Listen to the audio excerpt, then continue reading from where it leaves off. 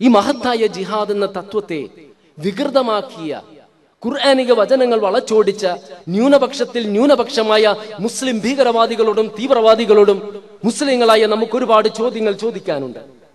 നിങ്ങൾ നടത്തിയിട്ടുള്ള ഭീകരാക്രമങ്ങളിൽ എത്രമാത്രം രക്തമാണ് ചീന്തിയിട്ടുള്ളത്? എത്ര നിരപരാധികളാണ് വധിക്കപ്പെട്ടിട്ടുള്ളത്? എത്ര മാതാപിതാക്കൾക്കാണ് സന്താനങ്ങൾ നഷ്ടപ്പെട്ടിട്ടുള്ളത്? എത്ര പൈതങ്ങളാണ് അനാഥരാക്കപ്പെട്ടിട്ടുള്ളത്? എത്ര സ്ത്രീകളാണ് വിധവകളാക്കപ്പെട്ടിട്ടുള്ളത്? എത്ര ആളുകൾക്കാണ് അംഗവൈകല്യങ്ങൾ ഉണ്ടായിട്ടുള്ളത്? എത്ര ഭവനങ്ങളാണ് തകർക്കപ്പെട്ടിട്ടുള്ളത്? എത്ര ആളുകളുടെ ജീവിതോപാധികളാണ് നശിപ്പിക്കപ്പെട്ടിട്ടുള്ളത്?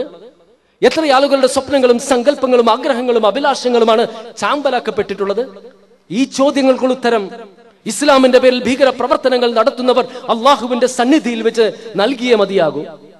നൂറുകണക്കിന് നിരപരാധികളുടെ മയ്യത്തിന്റെ ഭാരവും പേറി, ഒരുപാട് നിരപരാധികളുടെ രക്തപ്പുഴയിൽ കുളിച്ച്, വാർദ്ധക്യത്തിൽ താങ്ങും തണലുമാകാമായിരുന്ന സന്താനങ്ങൾ നഷ്ടപ്പെട്ട മാതാപിതാക്കളുടെ കണ്ണുനീരിൽ കുളിച്ച്, ഭർത്താക്കന്മാർ നഷ്ടപ്പെട്ട് വിരഹത്തിന്റെ ദിനങ്ങൾ തള്ളി നീക്കുന്ന സ്ത്രീകളുടെയും വിധവകളുടെയും മാതാപിതാക്കളുടെ ലാളനയും സംരക്ഷണവും നഷ്ടപ്പെട്ട അനാഥകളുടെയും ശാപത്തിന്റെ ഭാരവും പേറി പരലോകത്ത് അള്ളാഹുവിന്റെ സന്നിധിയിൽ എത്തുന്ന രംഗം നിങ്ങൾ ഓർക്കുക. നിങ്ങളുടെ അതിക്രമങ്ങൾക്ക് വിധേയരായവർ നിങ്ങൾക്ക് നേരെ വിരൽ ചൂണ്ടി അള്ളാഹുവിങ്കൽ സമാധാനം പറയണമെന്ന് പറയുമ്പോൾ വിശുദ്ധ ഖുർആൻ നിങ്ങൾക്ക് അനുകൂലമായി സാക്ഷി പറയുമെന്ന് കരുതിയാൽ നിങ്ങൾക്ക് തെറ്റിയിരിക്കുന്നു. ഭീകരതയ്ക്കും തീവ്രവാദത്തിനുമെതിരെ, നിരപരാധികളെ കൊന്നൊടുക്കുന്നതിനെതിരെ ഖുർആനിലുള്ള അനേക വചനങ്ങൾ നിങ്ങൾക്കെതിരെയുള്ള ശക്തമായ തെളിവുകളായിരിക്കും.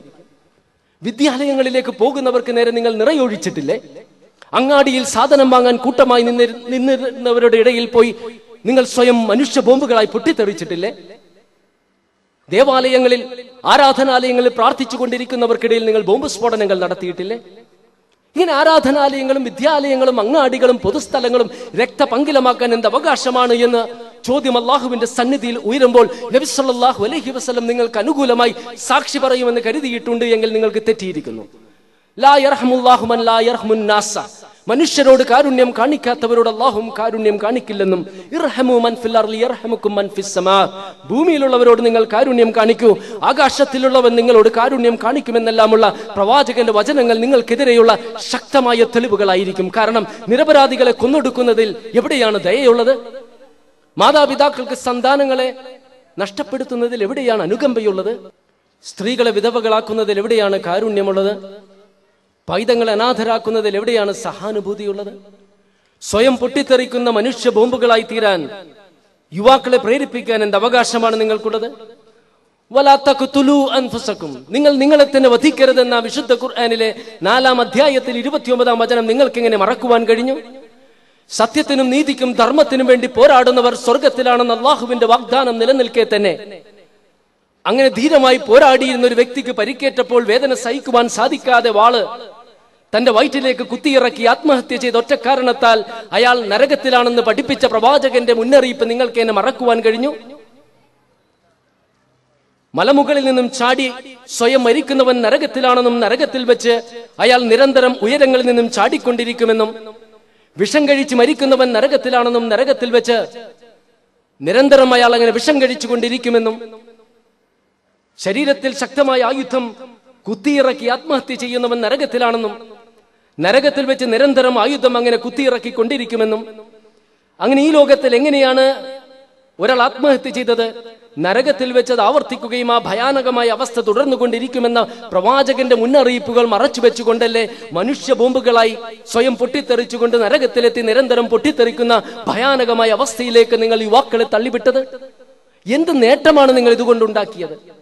നിങ്ങളുടെ അതിക്രമങ്ങൾക്ക് വിധേയരായവരിൽ 99% മുസ്ലിങ്ങളല്ലേ?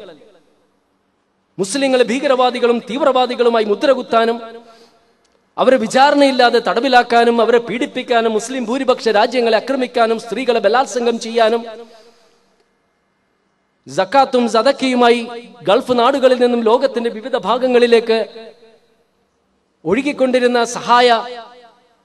സഹായങ്ങൾ ഭീകരതയ്ക്കുള്ള ഫണ്ട് എന്ന വ്യാജേന നിർത്തലാക്കിക്കാനും തൊഴിലിനും വിദ്യാഭ്യാസത്തിനുമായി അമേരിക്കയിലേക്കും യൂറോപ്പിലേക്കും കുടിയേറി പാർക്കാൻ ആഗ്രഹിച്ചിരുന്ന 10,000-കണക്കിന് ആളുകളുടെ സ്വപ്നങ്ങൾ തല്ലി തകർക്കാനും യൂറോപ്പിലും അമേരിക്കയിലും ഇസ്ലാമിനുണ്ടായിക്കൊണ്ടിരുന്ന മുന്നേറ്റത്തിന് താൽക്കാലികമായിട്ട് കടിഞ്ഞാണിടുവാനുമെല്ലാം നിങ്ങളുടെ പ്രവർത്തനങ്ങൾ കാരണമായില്ലേ? ഒരു ഉറുമ്പ് കടിച്ചതിന് ഉറുമ്പിൻ കൂട്ടത്തെ മുഴുവനും നശിപ്പിച്ചൊരു പ്രവാചകനെ അള്ളാഹു ശാസിച്ചെന്നെല്ലാമുള്ള നബി സല്ലല്ലാഹു അലൈഹി വസല്ലമിന്റെ മുന്നറിയിപ്പുകൾ, അതുപോലെ ഒരു കിളിയെ വധിച്ചവൻ പോലും അള്ളാഹുവിങ്കൽ സമാധാനം ബോധിപ്പിക്കേണ്ടി വരുമെന്ന പ്രവാചകന്റെ മുന്നറിയിപ്പുകൾ മറച്ചു വെച്ചുകൊണ്ടല്ല ഇത്തരം പ്രവർത്തനങ്ങളിൽ നിങ്ങൾ ഏർപ്പെട്ടത്. അള്ളാഹുവിന്റെ സന്നിധിയിൽ വെച്ച് അതിനുള്ള മറുപടി നിങ്ങൾ നൽകേണ്ടതായി തന്നെ വരും. അതുപോലെ തന്നെ ഭാരതത്തിലെ സവർണ ഫാസിസ്റ്റുകളോടും മുസ്ലിങ്ങളായ നമുക്ക് ഒരുപാട് ചോദ്യങ്ങൾ ചോദിക്കാനുണ്ട്. മുസ്ലിങ്ങളായ ഞങ്ങൾ